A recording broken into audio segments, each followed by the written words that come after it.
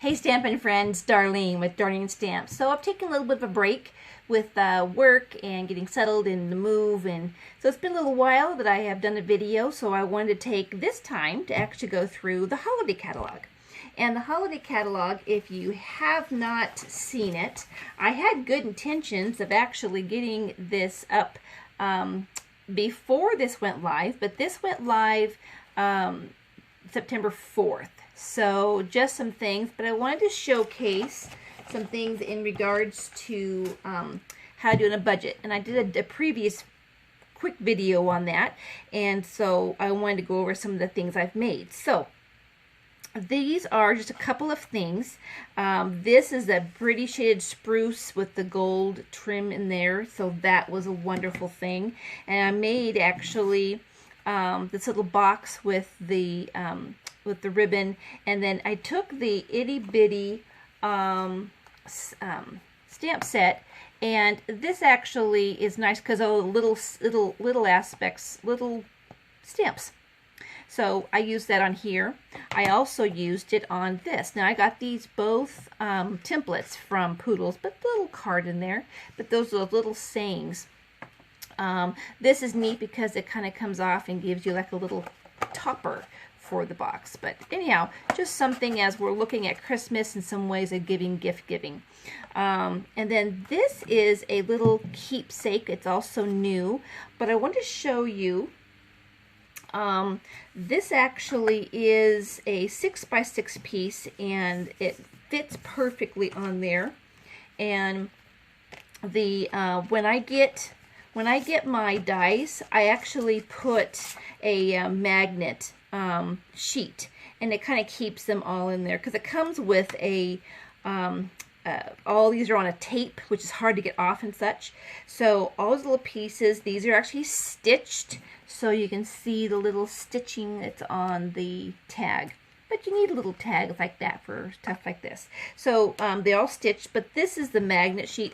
I get the vent covers at Walmart. So I get about 4 pieces of big pieces like this to get those together. So I want to show you that. And then what I do is, this already has all of the, it has it cut out. It also has it perforated. So I just perforate those down. And I don't try to burnish them because the paper's not real thick. And then I just take and kind of put a curve to those.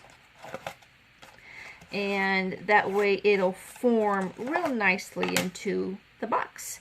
So and then these actually go the other way because they are the handle. And so I just wanted to show kind of how neat. And then this goes in here. Oh, I didn't pop that out. When I did the die cut, I didn't put that all the way out. And this one, okay, so then there is one.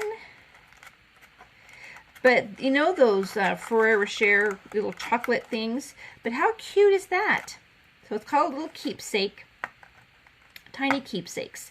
So this is the one that I made, and I just reversed the paper on that. And then, so that is the tiny keepsake little pieces that are in there that come stitched, and they come as a set. All right, so then the next thing is, I want to show you kind of the plaid, the paper. Paper is, I know we all have a lot of paper, but it makes for really quick cards. This has the gold on it, and then you have the multiple pages on that. And in the catalog, it actually has it listed as far as the different kinds of paper that's in it. So the sample gives the cards, the tags, and the different ways you can use it. So I did the card, and this actually is a different than the tree here. Straight cut. This is the ones from last year. But this is what I have. They actually did, oh, and let me show you real quick. So this is a tag that they made, and then I kind of did my own version of it. So I used the plaid, but I used my my punch that I have, and did the same kind of idea. And then this was left over of the plaid just for the light bulbs. So the one last card, just real simple, dashing deer, and then the plaid. So what they've done is kind of neat, and I plan on making this card because it's super simple, is they've made two different kind of bundles. You know that you can get the 10% if you get the stamp set and the punch, and you get saved 10%. But now they've made a bigger bundle where you can get the stamp set, the punch, all the paper, the ribbon, the bells, and the box. And that is sold as a set. So anyhow, just kind of neat how they've, you know, they listened to the demonstrators, looked at some of the options and things that are good and helping us. So the next one that I like is the Let It Snow specialty paper. And because the paper, let's see if I can get close enough and show you some of the detail in this. So the white has the snowflake embossing folder, and then I've cut out the little snowman.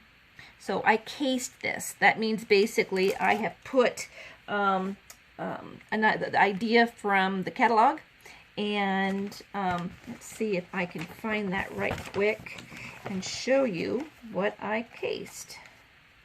Because that way, I don't know, you kind of get an idea when someone says cased it, what that actually means. So here is the card in the catalog, and here is mine.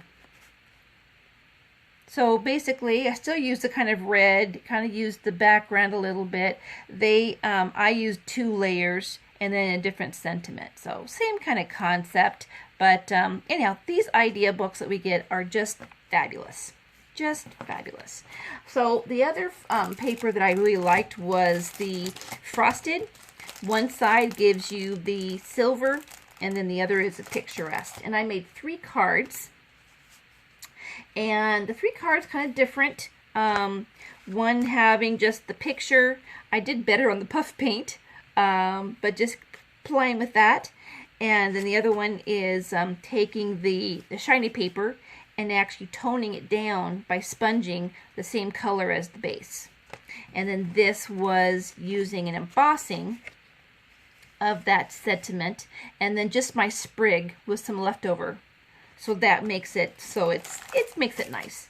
This was a great stamp set that I added, and I'd like to show this is where Stampin' Up! Has done a great job, and I did not follow the format because I was trying to make it work for me.